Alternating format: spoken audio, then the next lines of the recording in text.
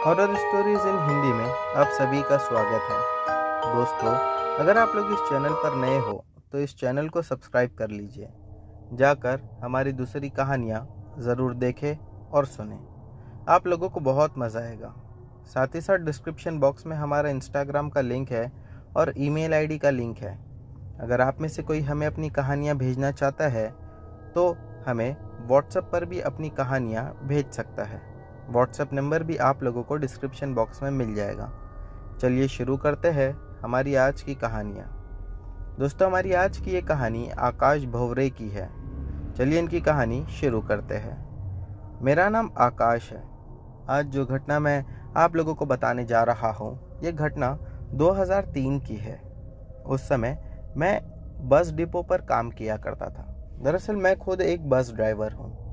बात कुछ ऐसी थी कि एक शाम में जब मैं बस वहाँ पर पार्क करके आराम से बैठा हुआ था, तब उस बस डिपो का जो वॉचमैन था वो आकर मुझसे कुछ बात कहने लगा।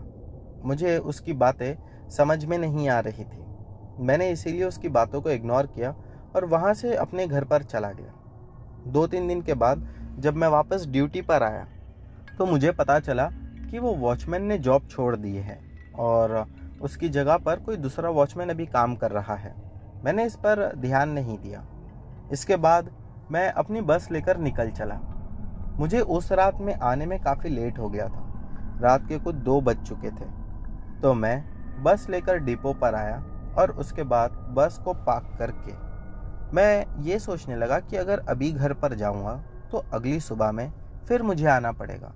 और बस ड्राइवर के लिए जो छोटे से वहाँ पर कमरे बने हुए थे, मैंने सोचा कि क्यों ना आज रात में इसी कमरे में जाकर सो जाऊं। फिर मैंने वैसे ही किया। मैं बस वहाँ पे खड़ी किया। एक ही बस की पार्किंग की जगह बची हुई थी जो कि मेरी बस थी।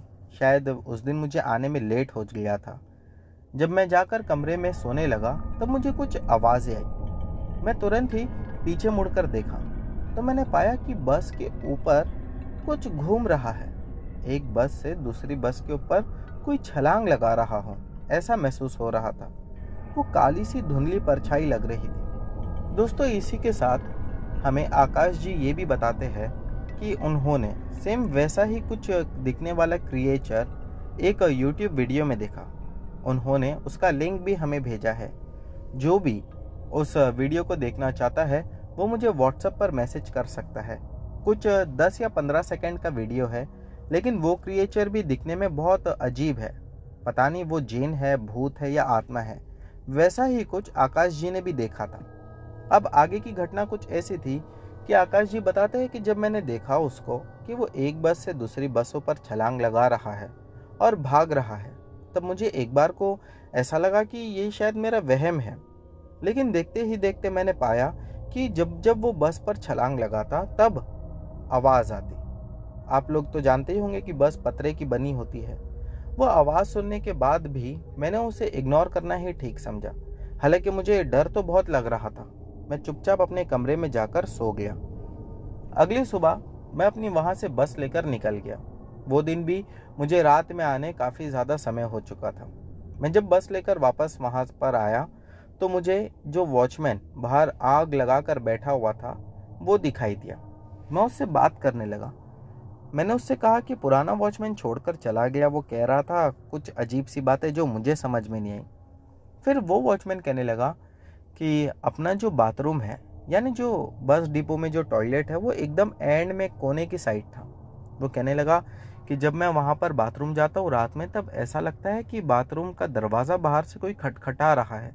लेकिन बस डिपो में मेरे अलावा तो कोई भी नहीं होता है, क्योंकि जो बस ड्राइवर होते हैं वो सो चुके होते हैं। मैं अकेला ही ड्यूटी पर होता हूँ। फिर पता नहीं क्यों ऐसा लगता है बाहर निकलने के बाद जैसे कि कोई मेरे साथ साथ वहाँ घूम रहा है। मैं इसीलिए बस डिपो के गेट के बाहर आग लगाकर बैठा हूँ। अंदर अकेले बैठने की हिम्मत मुझ में भी नहीं है। जब मैंने उसकी ये बात सुना तो मुझे थोड़ा अजीब लगा। मैंने मन में ये सोचा कि पुराना वॉचमैन भी कुछ ऐसा ही बता रहा था, ये भी ऐसा ही बोल रहा है और मैंने भी कुछ देखा था। वैसे जो बस ड्राइवर का कमरा था वहाँ पर कोई भी सोता नहीं था। सभी लोग रात में अपने अपने घर पर चले जाते थे, लेकिन मेरा घर काफ़ी दूर था। इस वजह से कई बार मैं उसी कमरे में सो जाता था और अगली सुबह में मुझे बस लेकर जाना भी होता था। मैं वो दिन भी उसी कमरे के पास जाकर सोने लगा और फिर मैंने कुछ ही समय के बाद एक आवाज़ सुनी। वो आवाज़ सुनकर मैं तुरंत रूम से बाहर आकर आसपास देखने लगा। जो मेरी बस थी वो काफ़ी दूर खड़ी हुई थी मेरे कमरे से। मैं अपनी बस की ओर जाकर देखना चाह रहा था और मैंने वैसे ही किया।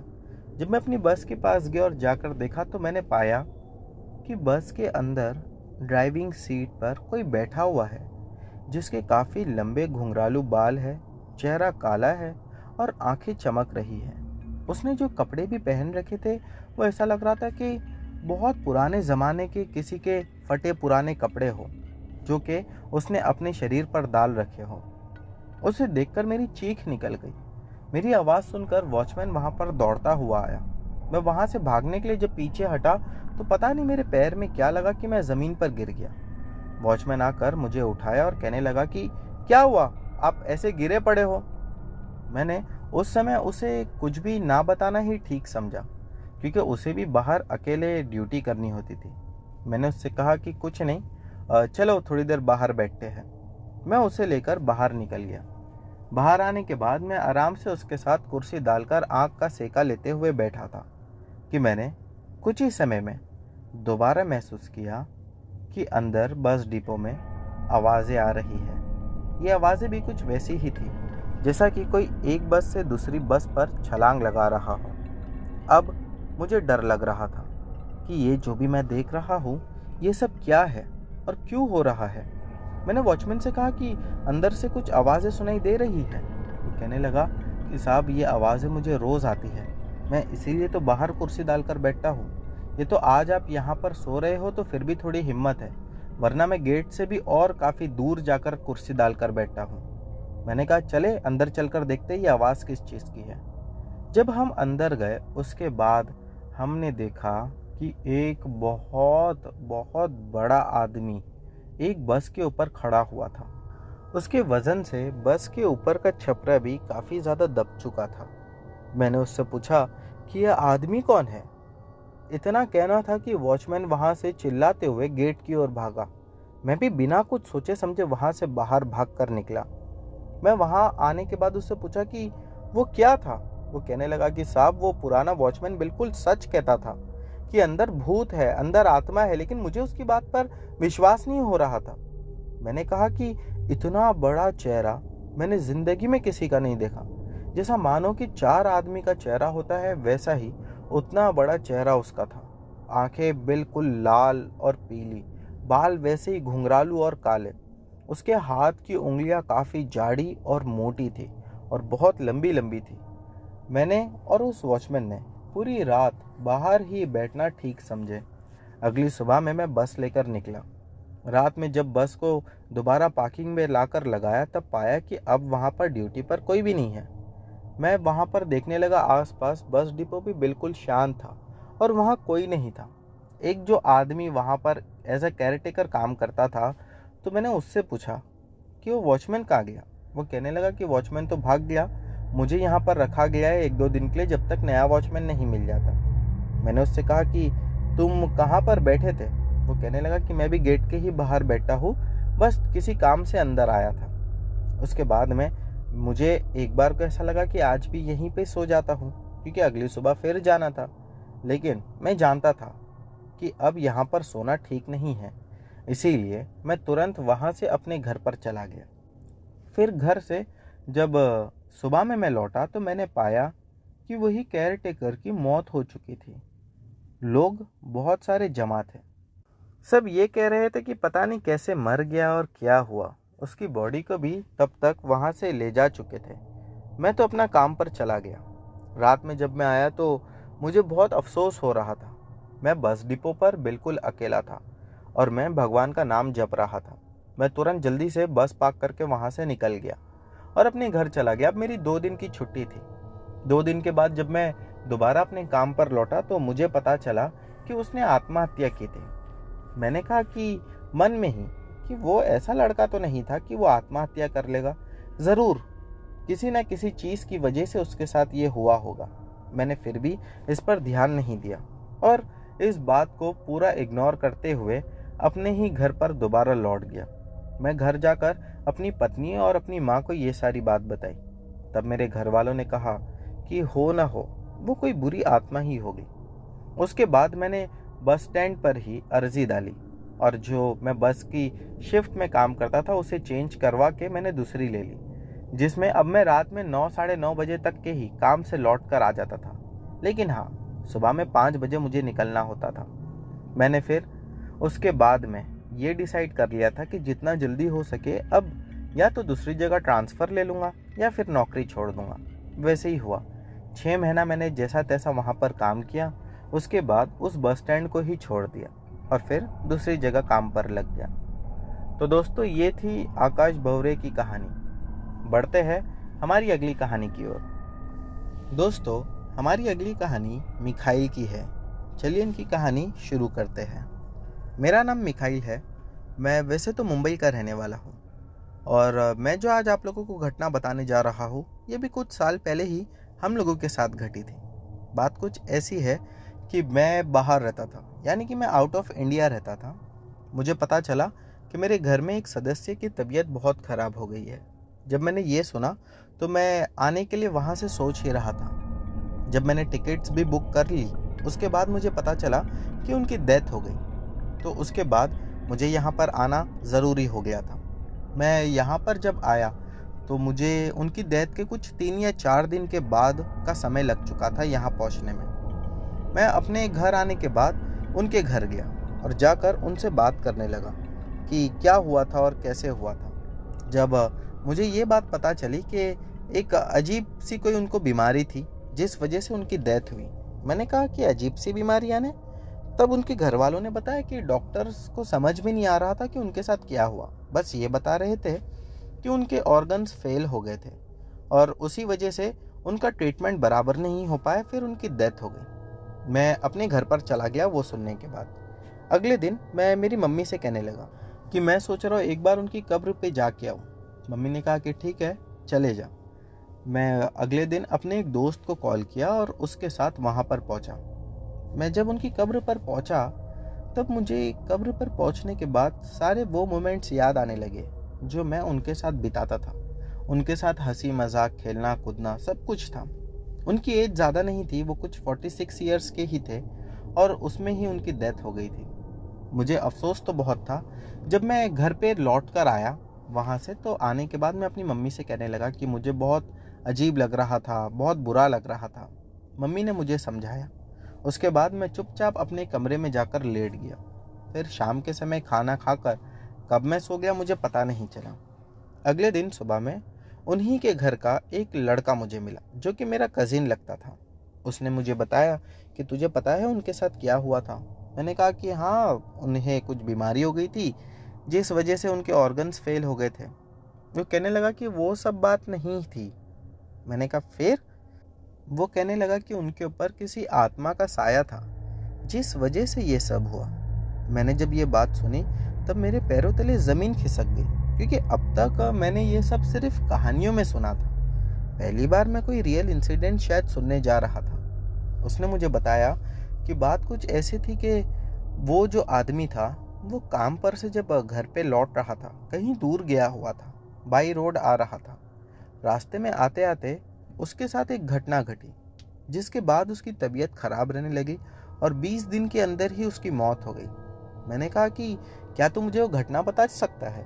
वो कहने लगा कि मुझे बराबर तो नहीं पता, लेकिन हाँ, कुछ ऐसा था कि रास्ते में जब ये लोग आ रहे थे तब उन्हें रास्ते में चलती गाड़ी में ऐसा महसूस हुआ जैसे कि कोई गाड़ी की कांच खटखटा रहा हो। 1-2 बार वो लोगों ने गाड़ी को रुका कर भी देखा, लेकिन उन्हें कुछ नहीं दिखा।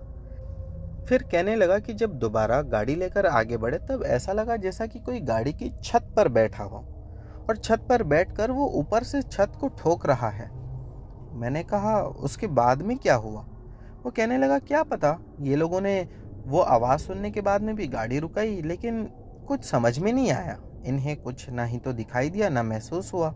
उसके बाद से ही इनकी तबीयत खराब रहने लगी। मैंने कहा बस इतनी सी बात, और इतनी छोटी सी बात में तू ये कैसे कह सकता है कि वो आत्मा की वजह से ये सब हुआ, जा कुछ भी बोलता है।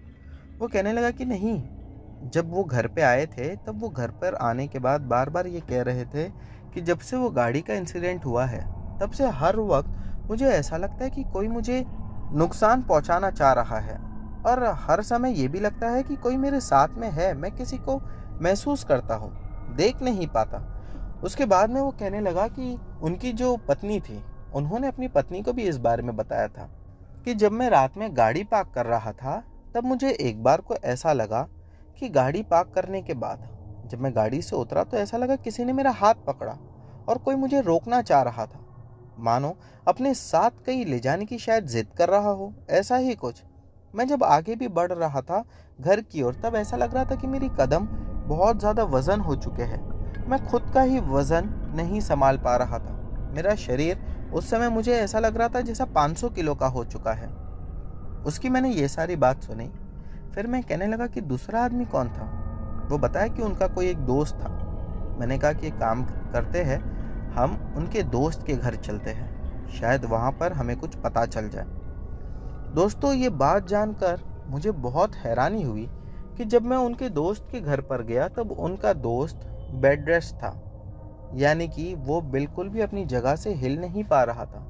उसके शरीर को देखकर ऐसा लग रहा था जैसा उसका शरीर का सारा खून एकदम से सूख गया है और शरीर में एक खून की बूंद भी नहीं है। फिर वो मुझसे कहने लगा कि देख, मैंने तुझे यहाँ पर लाया हूँ, ये बात किसी को नहीं मालूम पड़ना चाहिए। मैंने कहा कि क्यों? वो कहने लगा कि अगर ये बात अपने घर पर पता चली तो वो लोग मुझे बहुत डांटेंगे। मैं उसके यानी कि उस आदमी के घर वालों से पूछने लगा कि इनकी तबीयत कैसे खराब हुई। तब उसके घर वालों ने भी मुझे यही चीज़ बताई कि बात कुछ ऐसी है, ये जब से वहाँ काम पर से आए हैं तब से इनकी हालत ऐसी ही खराब रहने लगी और अब कुछ ज़्यादा ही खराब हो गई है। मैं किसी भी हालत में उनको वैसी बुरी कंडीशन में नहीं देख सकता था। मैंने मेरे दोस्त से कहा कि हम एक काम करते हैं, हम चर्च चलते हैं, वहाँ जाकर हम किसी फादर को इनके बारे में सारी बात बताएंगे। वो भी मुझसे कहने लगा कि हाँ, ये तो करना ज़रूरी है। हम तुरंत चर्च गए। वहाँ जाकर एक फादर हमें मिले और जाकर हम लोगों ने उन्हें सारी बात बताई। वो कहने लगे कि हो सकता है वो किसी बुरी आत्मा का शिकार हो गए हो और वो आत्मा इन्हें भी अपने साथ लेकर ही जाएगी शायद। मैंने कहा कि फादर, अगर आप कुछ कर सकते हो या उन्हें बचा सकते हो। फादर ने कहा कि वो आत्मा बहुत शक्तिशाली है, इसी वजह से 20 दिन के अंदर अंदर तुम्हारे रिश्तेदार की मौत हो गई। और अब जैसा मैं तुम लोगों से सुन रहा हूँ, उसे सुनकर लगता है कि ये भी 8 या 10 दिन के ही मेहमान हैं, उसके बाद ये भी शायद मर जाएंगे। मैंने कहा कि फादर, अब हमें क्या करना चाहिए? वो कहने लगे कि किसी भी तरह इन्हें चर्च में लेकर आ जाओ। मैंने कहा कि चर्च में वो आएंगे? तब फादर ने मुस्कुराते हुए कहा कि बहुत दिक्कतों का सामना करना पड़ेगा, लेकिन इन्हें चर्च में लाना भी ज़रूरी है। हम लोगों ने जाकर उसके घर पर ये सारी बात बताई। घर वालों ने कहा कि ठीक है, इसे नहीं मालूम पड़ने देंगे कि हम इसे चर्च लेकर जा रहे हैं। मैंने कहा कि हम ऐसा करते हैं, गाड़ी में डालकर इन्हें ले जाते हैं। सभी लोग उस पर मान गए। अगले दिन सुबह में जैसे ही चर्च के बाहर हम लोग पहुंचे, अब तक जो आदमी बिस्तर से उठ नहीं पा रहा था वो चर्च को देखकर एकदम से उठ खड़ा हुआ और गुस्से वाली आवाज़ में चिल्लाकर कहने लगा, मुझे अभी इसी वक्त घर पर ले चलो। उसकी ये हालत देखकर अब घर वाले भी जान चुके थे कि अगर इसे बचाना है तो कैसे भी चर्च के अंदर ले जाना ही होगा। सभी लोगों ने उसे पकड़ लिया। जो चर्च में फादर थे वो भी तुरंत बाहर आए। उनके पास होली वाटर था। आने के बाद उन्होंने होली वाटर का छिड़काव किया, जिसके बाद वो ज़ोर ज़ोर से चिल्लाने लगा और उसके शरीर से धुआं निकलने लगा। ऐसा लग रहा था कि वो होली वाटर किसी के शरीर पर नहीं बल्कि किसी आग पर डाल रहे हैं। इसके बाद उन्हें पकड़कर अंदर ले जाने की सभी लोग बहुत कोशिश करने लगे, लेकिन वो जल्दी से किसी के काबू में नहीं आ रहे थे। फादर ने उसके बाद उनका हाथ पकड़ लिया। हाथ पकड़ते ही वो ज़ोर से चीख लगाया और लगाने के बाद एक ही चीज़ वो गुस्से वाली आवाज़ में कहने लगा, मुझे छोड़ दे वरना बहुत पछताना होगा। इसके बाद सभी लोगों ने दोबारा उन्हें पकड़ा और अंदर ले जाने लगे। चर्च के बाहर एक बड़ी सी कांच लगी हुई थी। पता नहीं कैसे उसने उस कांच पर हाथ मारा या उस कांच को धक्का लगाया या क्या किया, लेकिन वो कांच एकदम टुकड़े टुकड़े होकर ज़मीन पर गिर गई। और फिर हम लोगों ने देखा कि वो कांच के ऊपर नंगे पैर आगे बढ़ता हुआ जा रहा था। उसके पैर से बहुत सारा खून भी निकल रहा था। हम लोगों ने उसे बचाने की कोशिश की। फादर ने हमें सिर्फ घूर कर देखा, जिससे ये समझ में आया कि हमें कुछ नहीं करना चाहिए, और वो जैसे तैसे चर्च के अंदर पहुंच गया। चर्च के अंदर जाने के बाद उसने ज़ोर से एक चीख लगाई और ज़मीन पर गिर गया। जब उसने दोस्तों चीख लगाई और वो ज़मीन पर गिरा, तब ऐसा लगा जैसा कि मानो वो अब एकदम से नॉर्मल हो चुका है। यानी कि अब तक जो उसका शरीर काला पड़ा हुआ था वो बिल्कुल नॉर्मल हो गया। और अगले ही आधे घंटे में वो उठकर खड़ा हुआ और उसे पिछला कुछ भी याद नहीं था। हम लोगों ने फादर से पूछा कि फादर, इसके साथ क्या हुआ था और ये सब क्या था? उन्होंने कहा, वो जो भी बुरी आत्मा थी अब वो इसका शरीर छोड़कर हमेशा के लिए जा चुकी है। तो दोस्तों, ये थी मिखाइल की कहानी। बढ़ते हैं हमारी अगली कहानियों की ओर। मेरा नाम शरण्या है। मैं मुंबई की रहने वाली हूँ। वैसे मेरा गांव तो उत्तराखंड है। ये बात जो आज मैं आप लोगों को बताने जा रही हूँ ये 2003 की है। उस समय हमारे साथ एक ऐसी घटना घटी कि उसके बाद हमें अपना गांव छोड़कर हमेशा के लिए मुंबई आकर रहना पड़ा।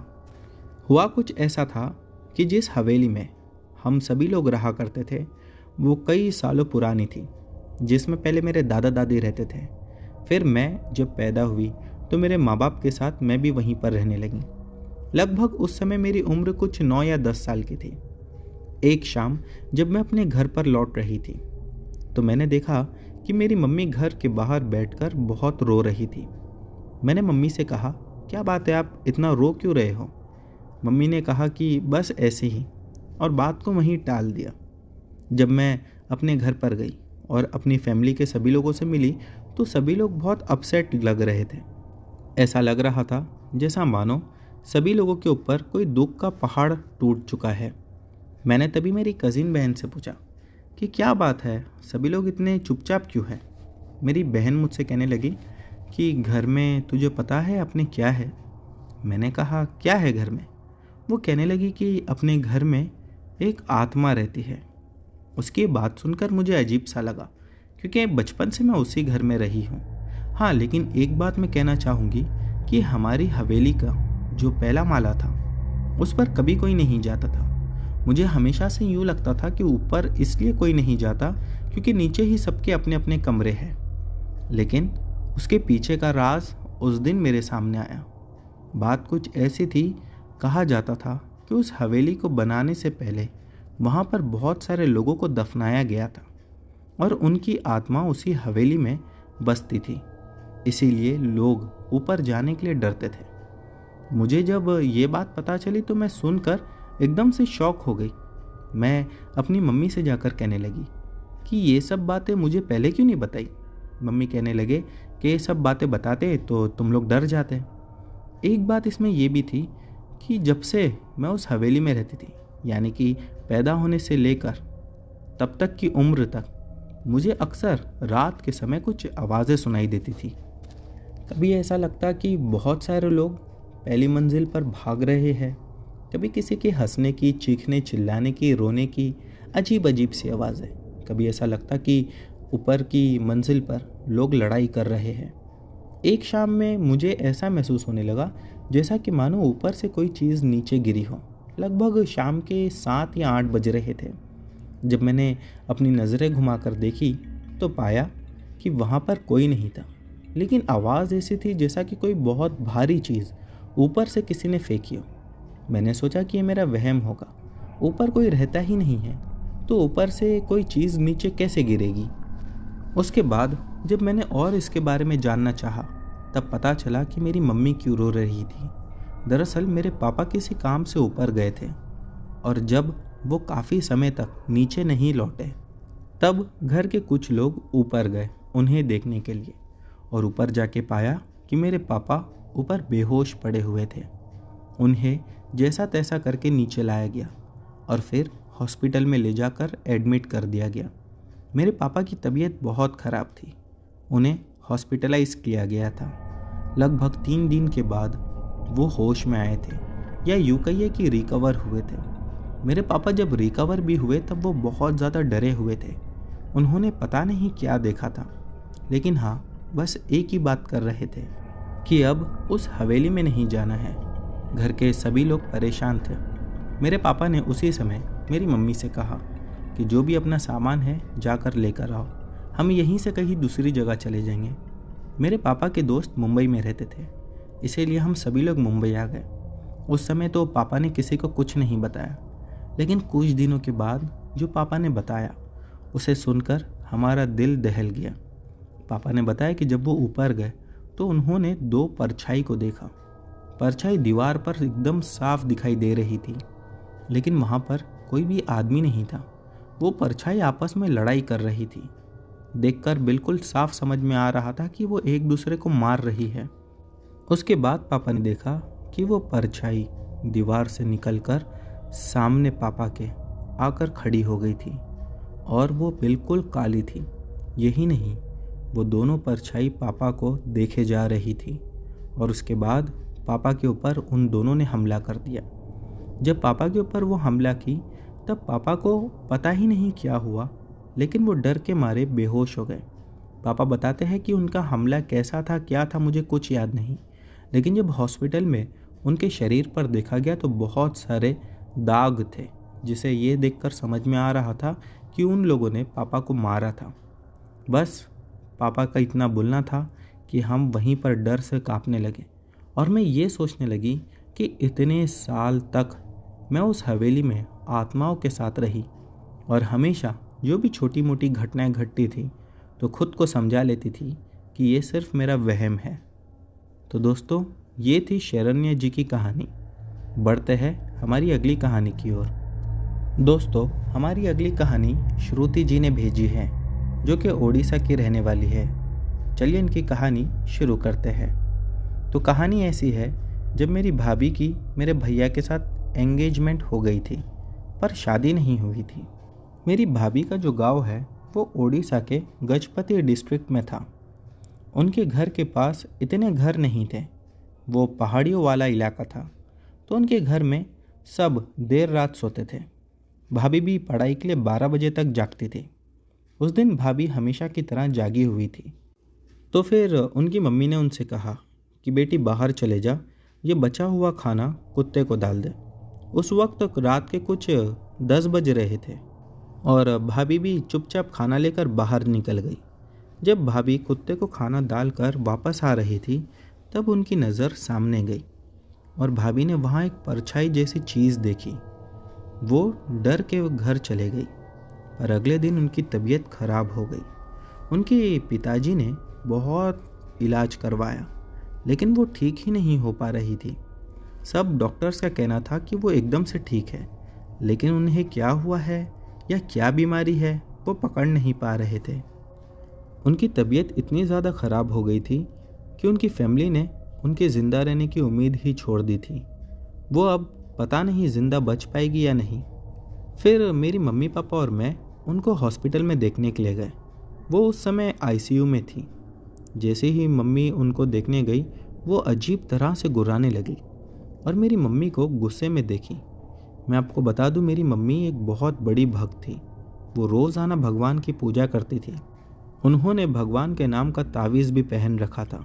शायद इसीलिए भाभी को वो पसंद नहीं आई। वो मेरी मम्मी को बोलने लगी, मेरे पैर दबा।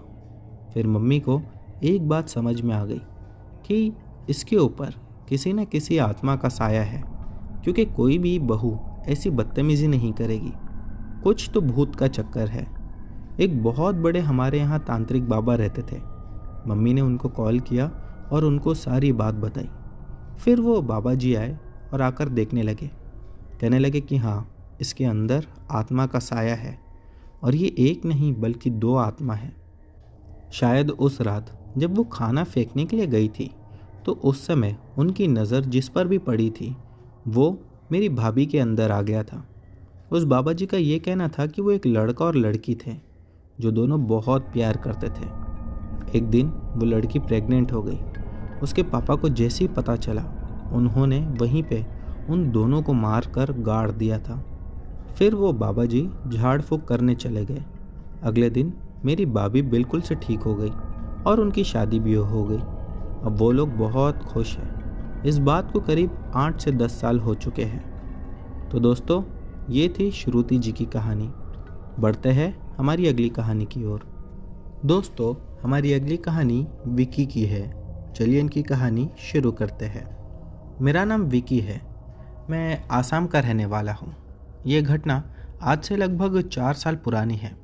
बात है 2018 दिसंबर की। ठंडियों का मौसम था। मैं और मेरा एक दोस्त रात में चुपचाप बैठे हुए थे। उसका उसकी गर्लफ्रेंड के साथ ब्रेकअप हुआ था। वो काफ़ी ज़्यादा डिप्रेशन में था। मैं उसे समझा रहा था। तो हम लोगों ने सोचा कि कहीं दूर और चलते हैं और जाकर सुकून से बैठते हैं। वो कहने लगा कि आज मेरा पीने का बहुत दिल है। मैंने कहा ठीक है, कहीं से दारू ले लेते हैं। उसके बाद हम लोग एक कोने में चले गए और वहाँ पर बैठकर दारू पीने लगे। रात के 12 कब बज गए हमें पता ही नहीं चला। जब 12 बजे हम लोग उठे तब वो बिल्कुल भी चलने के लायक नहीं था, यानी उसने काफ़ी ज़्यादा पी रखी थी। तो मैंने उससे कहा कि यार एक काम कर, तू आज मेरे ही घर पर चल, वहाँ सो जाना, सुबह अपने घर पर चले जाना। वो ज़िद करने लगा, कहने लगा नहीं यार, घर पर नहीं जाऊँगा तो घर वाले बहुत चिल्लाएंगे और परेशान भी हो जाएंगे। मैंने कहा कि मैं उन लोगों को फ़ोन करके बता दूंगा। मेरा घर वहाँ से लगभग 25 किलोमीटर था और मेरे दोस्त का जो घर था वो मेरे घर से आगे कुछ 10 से 12 किलोमीटर की दूरी पर था। हम दोनों ही बाइक पर थे। वो मेरे पीछे बैठा और रास्ते में धीरे धीरे चल रहे थे। ठंड का महीना था तो ठंड भी काफ़ी ज़्यादा लग रही थी कि हम लोगों ने एक स्ट्रीट लाइट के पोल के नीचे आदमी को देखा जो कि ठंड से ठिठुर रहा था और उसने एक मोटी सी ब्लैंकेट जैसा कुछ ओढ़े हुए रखा था। मेरे दोस्त को मैंने बोला कि यार देख, ये आदमी ठंड से कैसा काँप रहा है।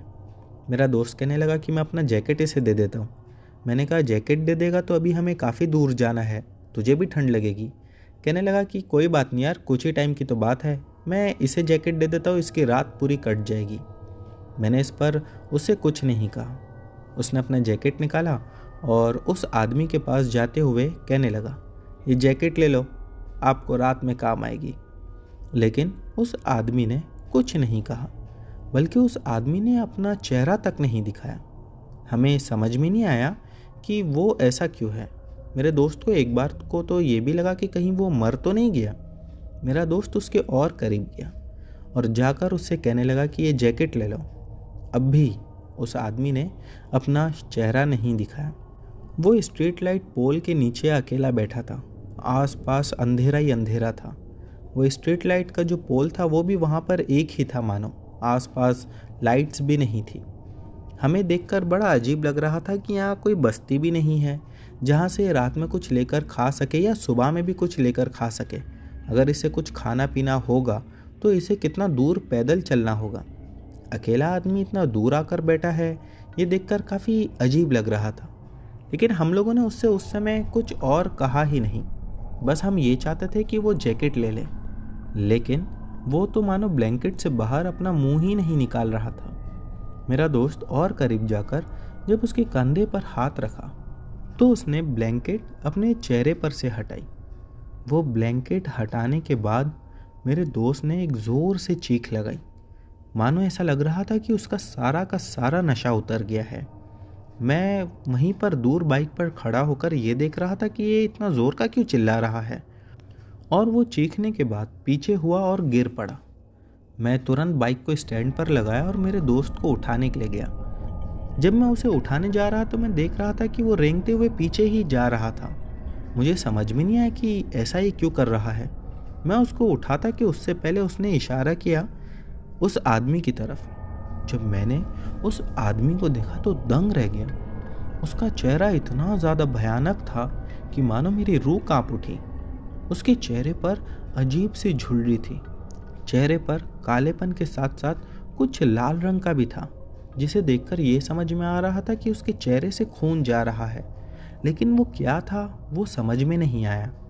हम दोनों घबराए हुए वहाँ से भागने की कोशिश करने लगे, लेकिन जब हम बाइक पर बैठे तब बाइक हमारी चालू ही नहीं हो रही थी। इसके बाद उसने ब्लैंकेट अपने ऊपर से पूरी हटा दी और वो बैठे बैठे ही हवा में उड़ने लगा।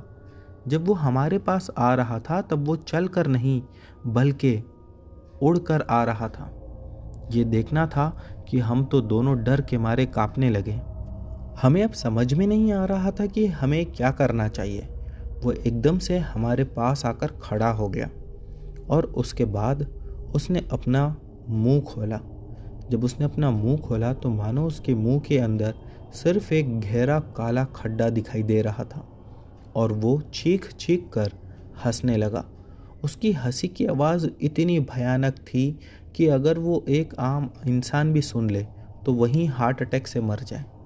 उसने फिर हम दोनों का हाथ पकड़ा। उसके हाथ बर्फ़ जैसे ठंडे थे और हमें घसीटने लगा। हम अपनी सूध-बूध खो चुके थे। वो घसीटते हुए हमें उसी पोल के नीचे ले जाकर फेंक दिया। हम दोनों लेटे हुए थे। उसने इतनी ज़ोर से फेंका था कि हमारा सर उस पोल के नीचे वाले पत्थर पर जा टकराया, जिसके बाद मेरे दोस्त के सर से तो खून निकलने लगा। मुझे समझ नहीं आ रहा था कि मैं क्या करूं। खुद उठकर भाग जाऊं कि अपने दोस्त की भी जान बचाऊं। एक तो मेरा दोस्त वैसे ही नशे में था, उसे पहले ही कुछ समझ में नहीं आ रहा था। मैंने जैसा तैसा मेरे दोस्त को संभालने की कोशिश की, लेकिन वो फिर से दोबारा हमें हवा में उठाकर पटक दिया। इस बार मेरे लोअर बैक में बहुत ज़ोर का झटका आया, जिस वजह से मैं उठ ही नहीं पा रहा था। फिर वो हम दोनों की टांगें पकड़कर हमें घसीटते हुए उसी रोड के साइड में जो घना जंगल था वहाँ ले जाने लगा। हम चीखते चिल्लाते रहे, लेकिन उस घने जंगल में हमारी मदद के लिए कौन आता। वो जो चाहता वो कर सकता था। तभी ही मैंने भगवान का नाम लेना शुरू किया और मैं चीख चीख कर नाम ले रहा था। उसने मेरा तो पैर छोड़ दिया, लेकिन मेरे दोस्त का पैर पकड़ कर ही रखा था और वो उसे जंगल में ले जाने लगा। मैं अपने दोस्त को कैसे छोड़ता, इसीलिए मैं पहले खुद वहाँ से उठा और ख़ुद को संभाला। मुझे पहले ऐसा लगा कि मैं जाकर किसी और को लेकर आता हूँ मदद के लिए, लेकिन अगर मैं मदद के लिए जाता तो हो सकता है ज़्यादा समय लग जाता और तब तक मेरे दोस्त को वो मार चुका होता। इसीलिए मैं भगवान का नाम लेते लेते ही अपने दोस्त के पीछे चुपचाप बढ़ने लगा। थोड़ी ही दूरी पर यानी कि उस घने जंगल में अंदर जाने के बाद एक कुआं था।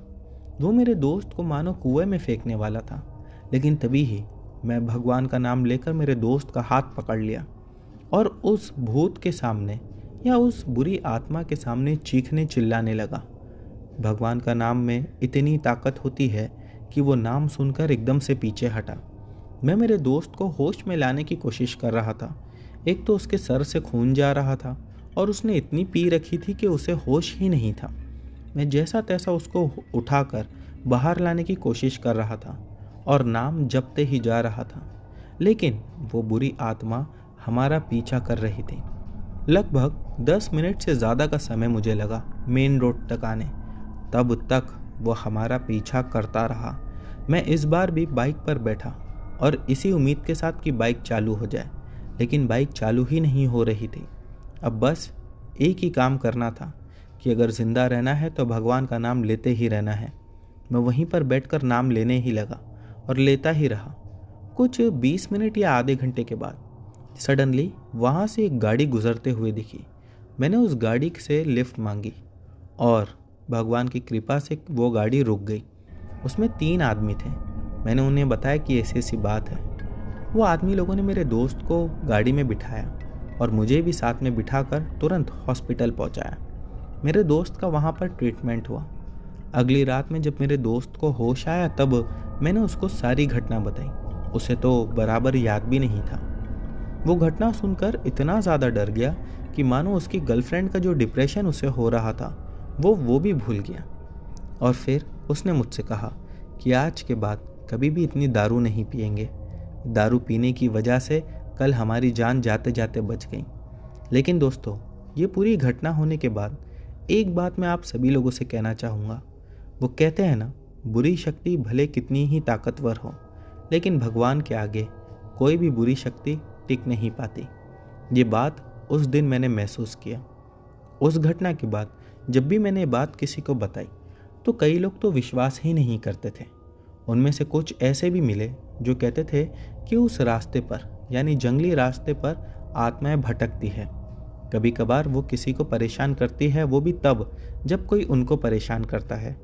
बिना वजह वो कभी किसी को परेशान नहीं करती। मुझे उस दिन शायद ये भी बात समझ में आई कि हम लोगों ने जो जैकेट देने उसे गए थे, शायद इसी बात से वो परेशान हो गई थी और इसीलिए वो हम पर पलटकर हमला कर रही थी। तो दोस्तों, ये थी विकी की कहानी। बढ़ते हैं हमारी अगली कहानी की ओर। दोस्तों, हमारी अगली कहानी राकेश ने भेजी है। चलिए इनकी कहानी शुरू करते हैं।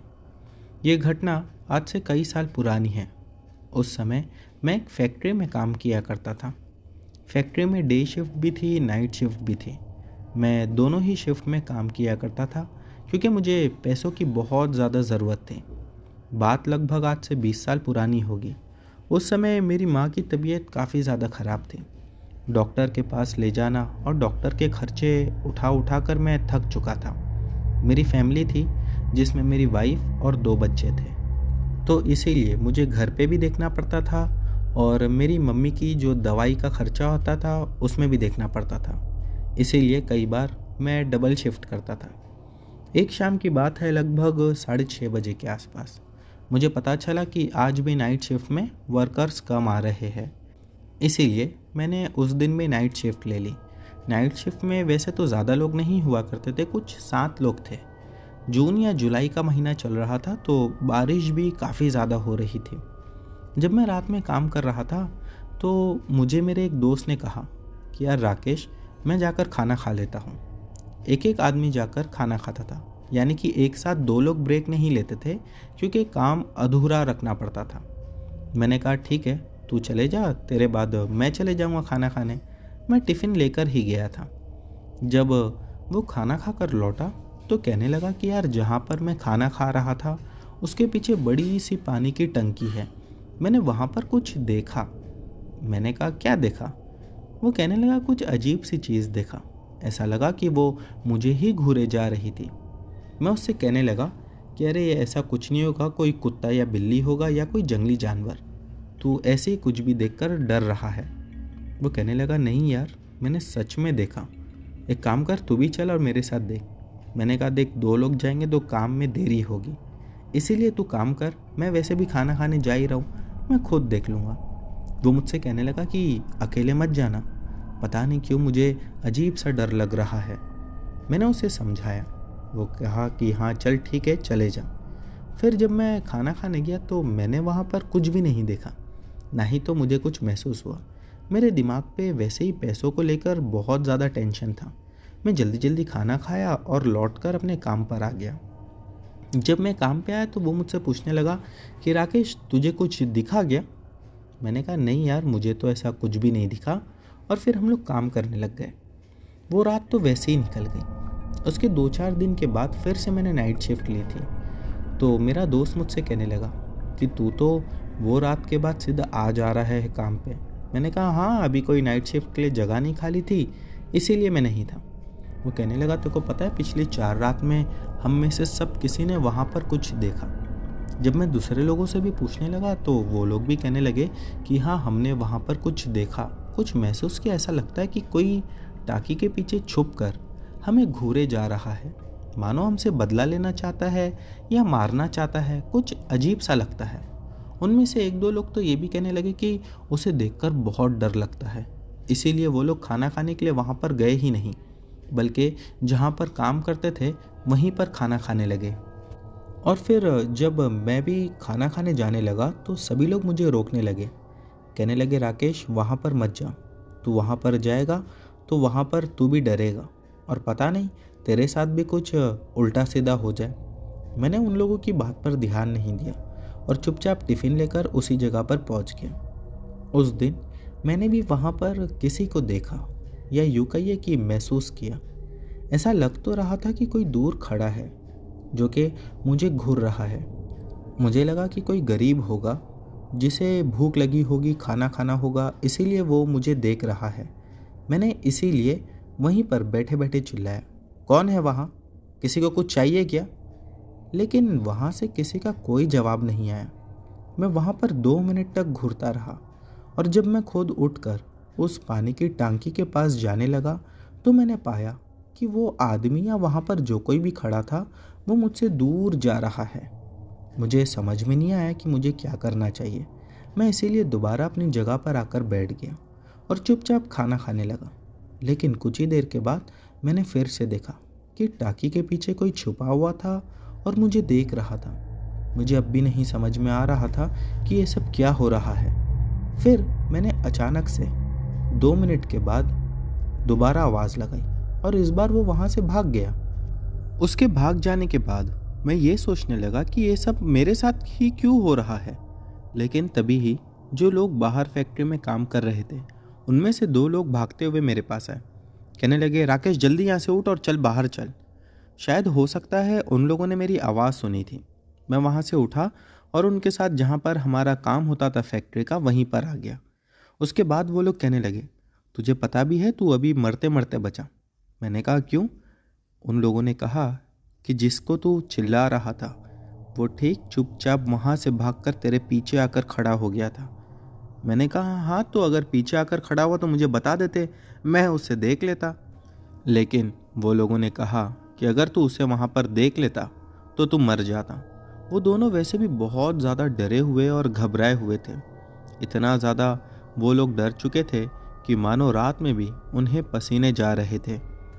अभी हम ये सब बात कर ही रहे थे कि अचानक से वो लोगों ने देखा कि वही आदमी या वो आत्मा फैक्ट्री के इर्द गिर्द चक्कर लगा रही थी और फिर एकदम से ज़ोरदार बारिश शुरू हो गई। वो बारिश में उसे देख पाना मानो नामुमकिन था।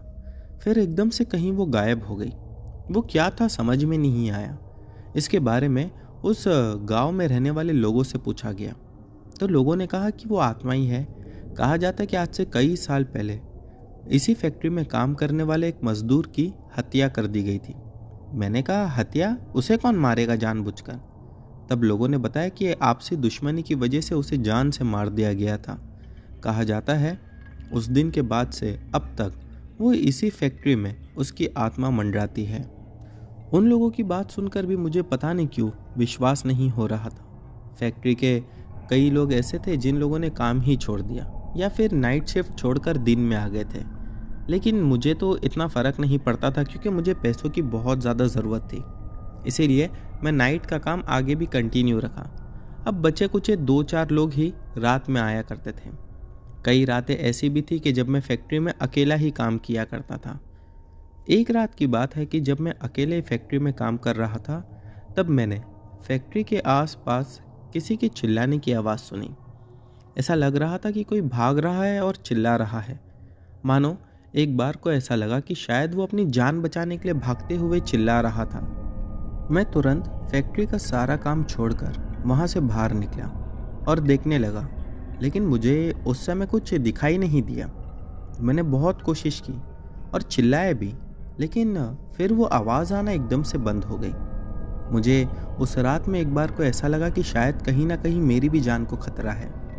इसीलिए मैं फैक्ट्री के अंदर जाने के बाद फैक्ट्री को अंदर से लॉक कर दिया ताकि बाहर कोई भी हो तो वो अंदर ना आ सके।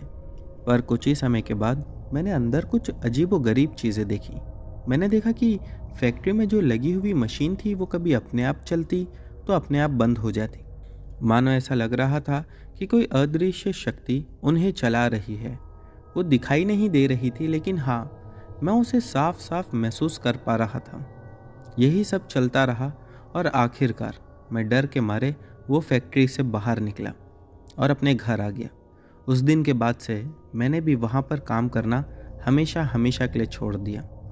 तो दोस्तों, ये थी राकेश जी की कहानी। बढ़ते हैं हमारी अगली कहानी की ओर। दोस्तों, हमारी अगली कहानी विनी ने भेजी है। चलिए इनकी कहानी शुरू करते हैं। मेरा नाम विनी है। मैं गुजरात का रहने वाला हूँ। ये घटना आज से 10 साल पहले की होगी, शायद 2012 के आसपास की है। उस समय हम सभी लोग खेत में काम करने के लिए जाया करते थे। कभी दिन में तो कभी रात में। और जो किसान होते हैं उन्हें तो मानो 24 घंटे अपनी खेती में ही निकालने पड़ते हैं, कभी काम करते हुए, कभी खेती का ध्यान रखते हुए, और ऐसे ही चलता रहता है। मेरे साथ मेरे कई सारे दूसरे दोस्त भी थे। वो लोग भी मेरे ही साथ खेत के आसपास में लगे रहते थे। हम लोगों को काम करने के साथ साथ मज़ा भी बहुत आता था। एक शाम जब हम लोग काम पे से घर लौट रहे थे तब पता चला कि एक आदमी की मौत हो गई। कैसे हुई वो पता नहीं चला। फिर उसके कुछ ही दिन के बाद गांव में मानो एक अफवाह उठी कि उस आदमी की आत्मा लोगों को पकड़ पकड़ कर मार रही है, या यूं कहिए कि परेशान कर रही है। ये अफवाह थी या सच था पता नहीं, लेकिन उस समय हम लोग इतना इससे डरे नहीं थे और हम अपने काम पर ही ज़्यादा ध्यान देते थे।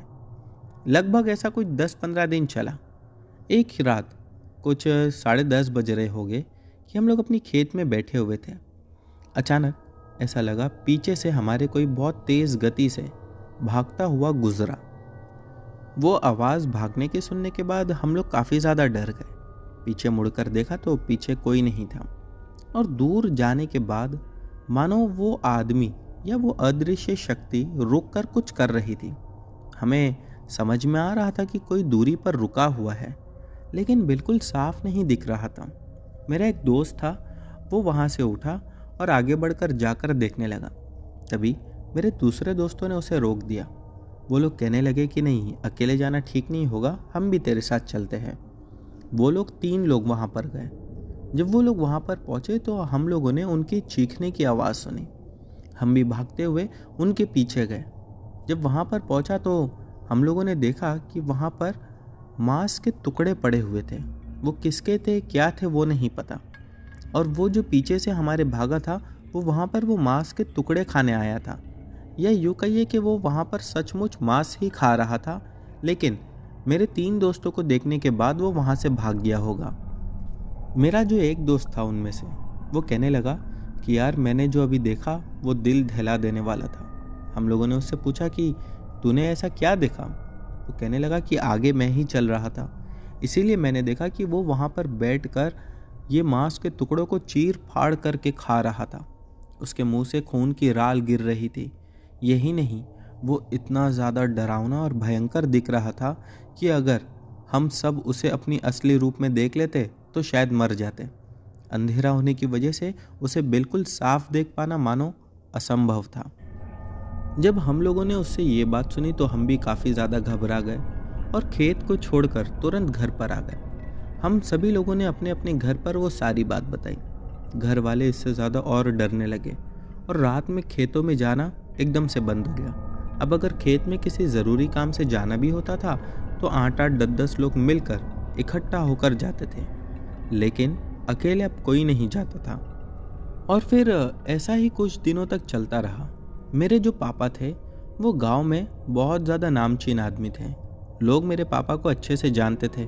मेरे पापा कभी किसी चीज़ से डरते नहीं थे।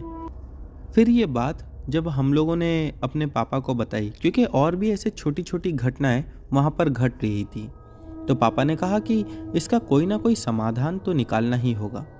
पापा एक दिन अपने 4 दोस्तों के साथ उसी खेत में जाकर बैठ गए और अगली सुबह होने तक वो वहीं पर बैठे रहे, लेकिन ना ही तो उन्हें कुछ दिखाई दिया ना ही महसूस हुआ। उनमें से कई सारे लोग ऐसा कह रहे थे कि वो आदमी की आत्मा नहीं होगी, वो भला लोगों को क्यों परेशान करेगी और क्यों मारना चाहेगी। कई हद तक के ये बात हम लोगों को भी सही लग रही थी। मैंने मेरे पापा से कहा कि पापा, हो सकता है ये कोई दूसरी आत्मा हो या कोई भूत हो जो हम लोगों को परेशान करना चाहता हो। मुझे भी नहीं लगता कि ये उसी आदमी की आत्मा है, क्योंकि वो आदमी हमारे गांव का ही था और उसे आपस में ही लोगों को परेशान करके क्या मिलेगा। पापा को भी मेरी बात कहीं समझ में आई थी, लेकिन इससे छुटकारा नहीं मिल रहा था। लोग आए दिन परेशान होते थे और जिस दिन लोग बड़े से ग्रुप में जाते थे तो उस दिन ये आत्मा दिखती ही नहीं थी। अब आसपास से लोग इकट्ठा होना शुरू हो गए और इसका समाधान ढूंढने लगे। फिर एक ज्ञानी बाबा के पास जब सभी लोग पहुँचे तो उन्होंने कुछ धागा दिया और कहने लगे कि इस धागे को उसी जगह पर बांध दो जहाँ पर तुम्हारे बच्चों ने उसे मांस खाते हुए देखा था। हम सभी लोग गए वहाँ पर जाकर वो धागे को बांध दिए, लेकिन उसके बाद भी कुछ नहीं हुआ। फिर उस बाबा के पास दोबारा गए, जिसके बाद बाबा ने कहा कि वहाँ पर ढेर सारा मांस लाकर रख दो, और वो मांस लाकर रखने के बाद वहीं पर उस धागे को चारों तरफ से बांध दो। देखो, इस बार वो ज़रूर जाल में फंसेगा। और सच में वो बाबा की बात बिल्कुल सही रही। 2-4 दिन हो जाने के बाद वो आत्मा वहाँ पर पहुँची और वो उसी धागे की बंदिश में फंस गई। उसके बाद वो बाबा को बुलाया गया। वो भागने की कोशिश कर रहा था, लेकिन भाग नहीं पा रहा था। कुछ साया जैसा दिख रहा था। हम तो उस समय छोटे थे, तो हम लोगों को दूर रखा गया था, लेकिन जो लोग करीब थे और देख रहे थे, वो उसके बाद कई कई दिनों तक बीमार पड़ गए, क्योंकि वो इतना ज़्यादा डरावना था। फिर जब वो बाबा आए तो वो बाबा ने कुछ तंत्र मंत्र पढ़कर उस पर झाड़ फूक की, जिसके बाद वो वहीं से मानो एकदम से गायब हो गया और दोबारा हमारे गांव में कभी भी आकर किसी को परेशान नहीं किया। तो दोस्तों, अब बढ़ते हैं हमारी अगली कहानी की ओर। दोस्तों, हमारी अगली कहानी श्रेया ने भेजी है। चलिए इनकी कहानी शुरू करते हैं। ये बात तब की है जब मैं 9th स्टैंडर्ड में थी और मैं एनसीसी कैंप में थी। तो हमारे स्कूल का जो कैंप था वो 10 दिन का था। हम सभी लोग उसी कैंप में काफ़ी ज़्यादा एंजॉय कर रहे थे। दिन में हम लोग टेंट बांध रहे थे, क्योंकि रात में हर टेंट में 2 लोगों को सोना था। अपना अपना पार्टनर्स ढूंढ रहे थे।